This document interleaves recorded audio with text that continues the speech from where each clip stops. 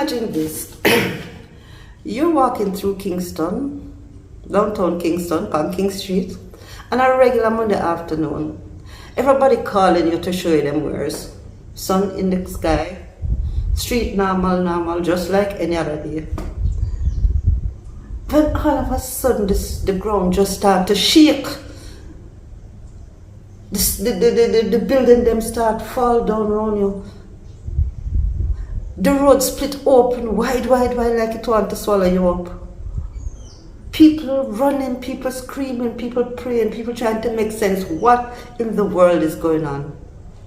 This is a story of the earthquake that changed Jamaica forever. Hello everybody, my name is Claudette and I am your Jamaican Gypsy Granny. If you're new to the channel, welcome. And if you've been here before, welcome back. This space is all about Jamaican stories. The moments that shaped us, the culture that grounds us, the history we sometimes forget, and the lessons we continue to carry. If that kind of storytelling speaks to you, I'd love for you to hit that subscribe button. This will help the channel to grow and I sure would appreciate it. Alright, so let's step back in time to January 14, 1907. Come with me. So it was around 3:30 in the afternoon. Kingston was moving along in its usually busy way. Vendors calling out their goods, shoppers making their rounds, carriages passing along the street, and merchants tending to their daily business. Everything felt ordinary until a single moment. The ground began to tremble. Some people later said that the entire city shook the way a sheet snaps in the wind. It was sudden, violent, and deeply frightening. At that time, Kingston was filled with heavy stone buildings, shops, warehouses, homes, banks, and churches. Most of them were built with thick brick and masonry. When the shaking struck, the strength of those buildings became their downfall. Walls collapsed in an instant.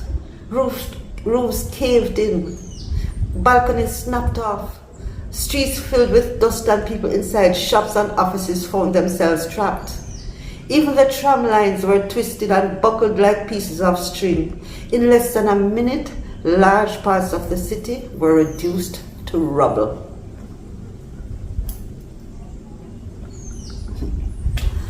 And on top of that, as if the destruction from the earthquake wasn't enough, fire soon started. Fire started all over downtown Kingston because the gas lines had ruptured, lamps had crashed to the ground, cooking fires overturned, and this created a chain reaction of blazes. By the time nightfall came, the city was shaking, burning, and blocked by mountains of debris, and completely overwhelmed. Many people fled to the shoreline, or open public spaces. They were desperate just to find air and a moment of safety. To this day, families still pass down the stories of survival, from people crawling out through cracks in broken doorways, to a woman who survived simply because she stepped outside 1 minute before her entire house collapsed behind her. There was a man whose life was saved when a tree caught the falling wall that should have crushed him. And the children who ran barefoot through burning streets, searching for their parents, calling out, "Mommy, Daddy." Almost everyone knew someone who had lived, and someone who didn't. That earthquake measured around 6.5, but the devastation was magnified because Kingston wasn't built to bend or sway with the movement of the earth. More than 800 people lost their lives. Thousands were injured. Downtown Kingston was nearly wiped out. Business came to a standstill. Shipping was disrupted. Water and electricity systems was destroyed. You think if it bad now in hurricane, imagine back then. And the hospitals were overflowing with wounded. It remains one of the most significant disasters in Jamaican's history.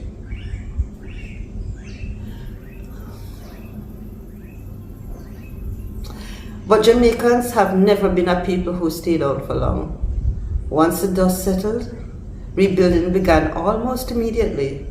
New building codes were introduced, stronger materials were used, and the city's layout and road systems were reconsidered and redesigned. Reinforced structures went up, and new ideas about safety and construction shaped what Kingston would become. The city we know now, today, stands on the lessons learned from that tragedy. And just like how we came back after Hurricane 1907, Jamaica will recover from Melissa. The 1907 earthquake marked a turning point in Jamaica's journey. It revealed our strength, our resilience, our ability to rise after deep loss. It highlighted the way we lean on community to carry each other through unimaginable moments. The future of Kingston was shaped by what happened that day, and in many ways, every brick and every street still carries that memory. Once again, I'm Claudette, still your Jamaican Gypsy Granny.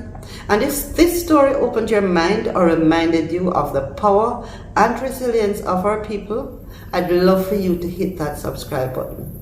Don't forget to like, share, and leave a comment. Let me know in the comments what new resilience you're seeing now after Melissa that remains back in our bones, that is still there, even as far away ago as the 1907 earthquake. Alright? And if you'd like to support my work, my PayPal link is in the description. Blessings. And remember, Jamaica has always risen from the rubble. And we always will. And now we're doing it again. Ciao.